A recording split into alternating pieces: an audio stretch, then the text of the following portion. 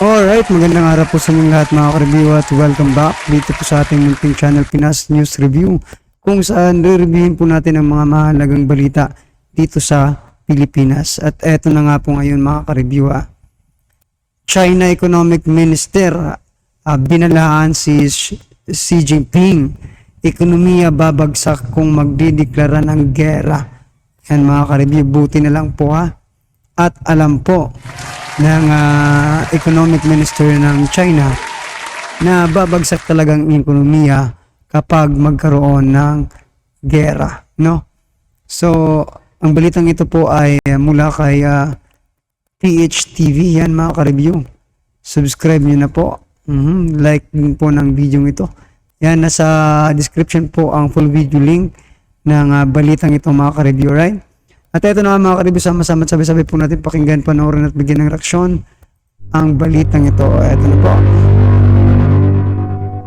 Mula po kay PHTV.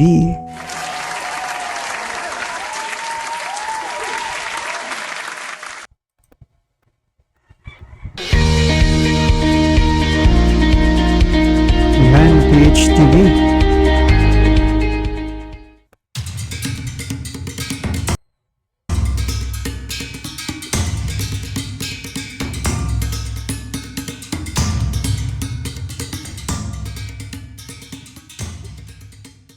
Iniulat na isang source na binalaan umano ng Minister of Finance ng People's Republic of China, si President Xi Jinping, na hindi umano kakayanin ng kanilang ekonomiya kung magdedeklara ito ng giyera sa West Philippine Sea o sa East China Sea. Binalaan ni Chinese Finance Minister Liu Kun si President Xi at sinabi na malaki ang posibilidad na babagsak ang ekonomiya ng China kapag nakipagyera ito sa Pilipinas dahil sigurado umunong papatawan ng Estados Unidos ang kanilang bansa ng matitinding economic sanction. Sinabi rin niya na hindi magiging sapat ang kanilang resources tulad ng enerhiya at pagkain at malaki umano ang posibilidad na magkakagulo sa loob ng kanilang bansa kapag nabigo ang Chinese government na punan ang pangangailangan ng kanilang mga mamamayan dahil sa giyera. Pinayuhan niya ang Chinese President at sinabi na dapat maging makatotohanan ito sa kanyang mga polisiya at idinagdag na wala umanong magandang maidudulot ang giyera para sa kanilang ekonomiya. Ito ay matapos iniulat ng Armed Forces of the Philippines at US. Siyempre naman mga ka-review, di ba? Walang gerang nagdulot ng kabutihan, no? In terms of economy, di ba? Kasi isipin niyo mga ka-review, nakikipaggera, di ba? Magulo yung bansa. Tapos, di ba, yung logistic, di ba? Ng mga goods. So, maantala yan. Kung yung goods ninyo yung mga nasisira, di ba? Okay lang yung hindi mga nasisira, gaya ng damit, pero apektado pa rin yun mga ka-review. Diba? Dito nga sa atin, bumagyo lang. Diba? Hindi na agad-agad dumadating yung mga parcel, diba? Na ino-order natin. Paano pa kaya kung magkagera na, wala nang online. No, mga ka-review, wala nang online shopping. Wala nang shopping na uunahin natin yung buhay natin, di ba, na maging safe, di ba, mga ka-review. So, mahirap talaga ang magkaroon ng gera. Military ay magsasagawa umano ng 2 linggong bilateral military exercises ngayong buwan sa Naval Forces Southern Luzon Area of Operations. Sinabi ng hepe ng Public Affairs Office ng AFP na si Lieutenant Colonel Enrico Ilito ng exercise sama-sama ay naglalayon na higit pang palakasin ang international defense cooperation sa pagitan ng US at Pilipinas at itanim sa militar ng dalawang bansa ang doktrina ng rules-based na international order. Sinabi niya na 733 Navy troops mula sa Pilipinas at 632 naman mula So ito rin no mga ka-review, sa dami po ng tumutulong sa atin ngayon mga ka-review na mga iba't ibang bansa, US no, US po talaga yung nangunguna.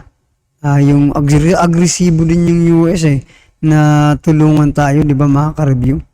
So yan mga ka-review, anong naiisip nyo dyan? Sa pagiging agresibo ng US na tulungan tayo na talagang resolbahin ito. Kung gera man, 'di ba? Kung gera man ang hanap ng China, nandito yung 'di ba? Kaalyado natin na handang tumulong. Pero US talaga yung napapansin ko lang, yung pinaka-agresibo na tumulong talaga.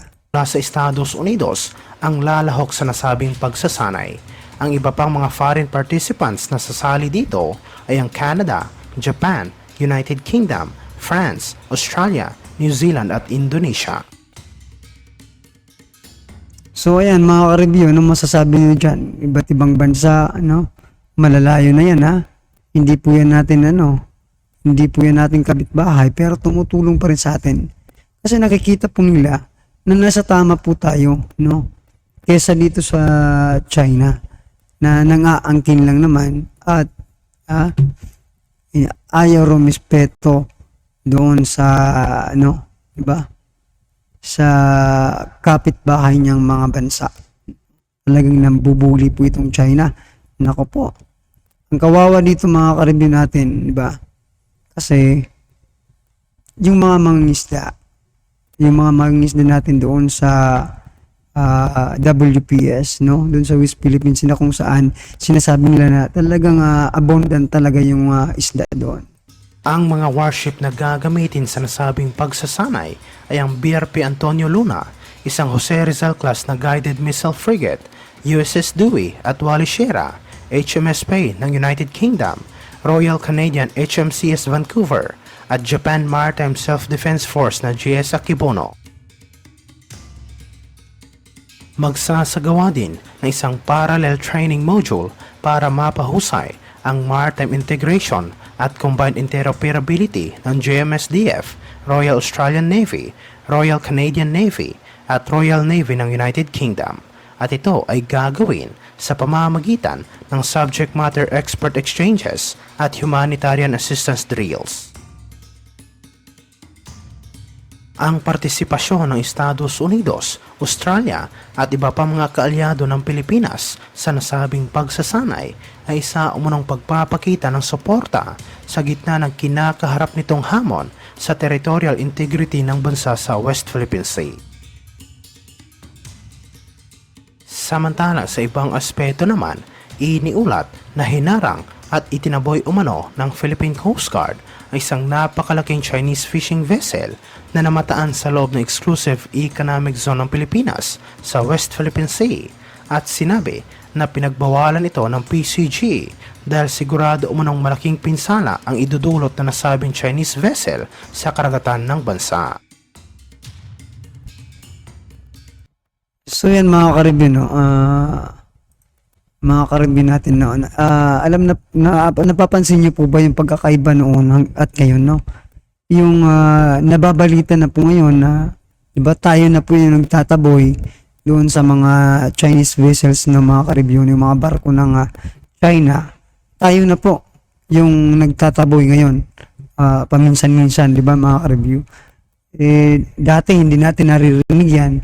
Pero ngayon, gumaganti na tayo dito sa China. Pinapakita na natin na may karapatan tayo dito sa WPS, mga ka-review, which is good.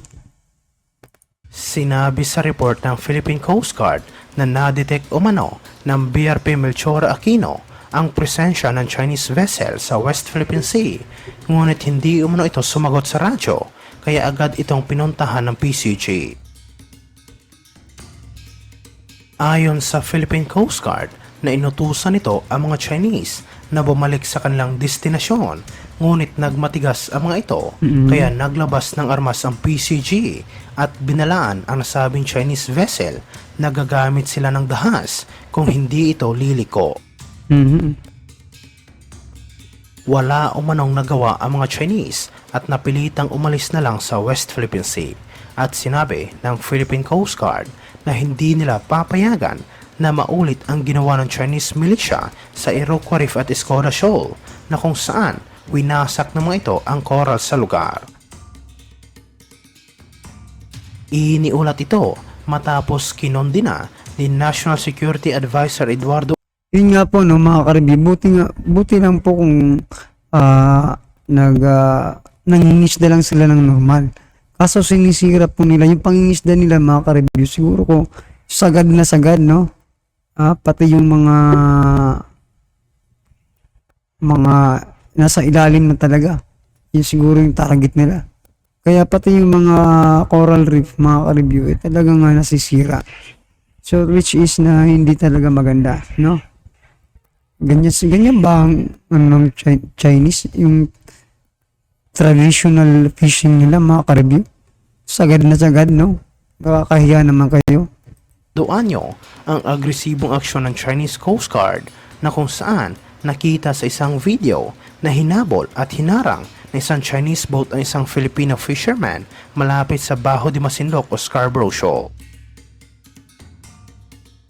Naglabas ang media ng isang drone video na kung saan ipinapakita ang paghabol ng isang Chinese boat sa loob ng exclusive economic zone ng Pilipinas. At dahil dito, hiniling ni Anyo sa China na utusan ang kanilang Coast Guard na iwasan ang mga illegal na aksyon laban sa mga mangingisda. Sinabi ni Anyo na hinihikayat nila ang Chinese government na magbigay ng instruction sa kanilang Coast Guard para maiwasan ang mga ganitong insidente. Handa rin umano silang magbigay ng medical evacuation assistance kung kinakailangan at protektahan ang mga Pinoy na mangingisda. Muling iginiit ng Department of Foreign Affairs ng Bajo de Masinloc ay isang importanteng bahagi ng Pilipinas na kung saan mayroong soberanya at territorial jurisdiction ang bansa ayon sa United Nations Convention on the Law of the Sea o UNCLOS. Kinilala ng 2016 Arbitral Award ang Bajo de Masinloc bilang isang traditional na fishing ground para sa mga Pilipino. Gayunpaman, ang Chinese Coast Guard ay naglagay pa rin ng mga floating barriers sa nasabing lugar. So yan, mga ka-review, no? Sa palagay nyo po ba, makikinig itong China dito sa sinasabi ni Guevara, mga ka-review, na sabihan daw yung kanilang Coast Guard na wag gumawa ng illegal na hakbang diyan. Ilang beses na ba silang gumagawa ng illegal na hakbang diyan? Yung mga mangingisda natin parang mga asong tinataboy, di ba? Diba, mga ka-review, nakikita nyo? Hinahabol pa yung ating mga mangingisda. Naku po talaga. Well, anyway, mga ka-review, ano po ang inyong masasabi? Reaction dito sa balitang ito, no, na yung economic minister ng China binalaan na po ang kanilang pinuno na babagsak ang kanilang ekonomiya kapag patuloy po ang kanyang pagiging agresibo, no, na magkaroon ng gera. Yan, mga ka-review, ano naman pong yung reaksyon, i-comment na po sa baba para at alam po ng ating mga kabayan ang inyong nararamdaman sa issue yan, no. Yan, mga ka-review, kung bago ka pa lang at di pa po nakapag-subscribe sa ating munting channel, please don't forget to subscribe at subscribe nyo na rin po si PHTV. Yan, mga ka-review, subscribe nyo na po. Nasa description po ang link ng ang full video link ng balitang ito. Alright, maraming salamat po.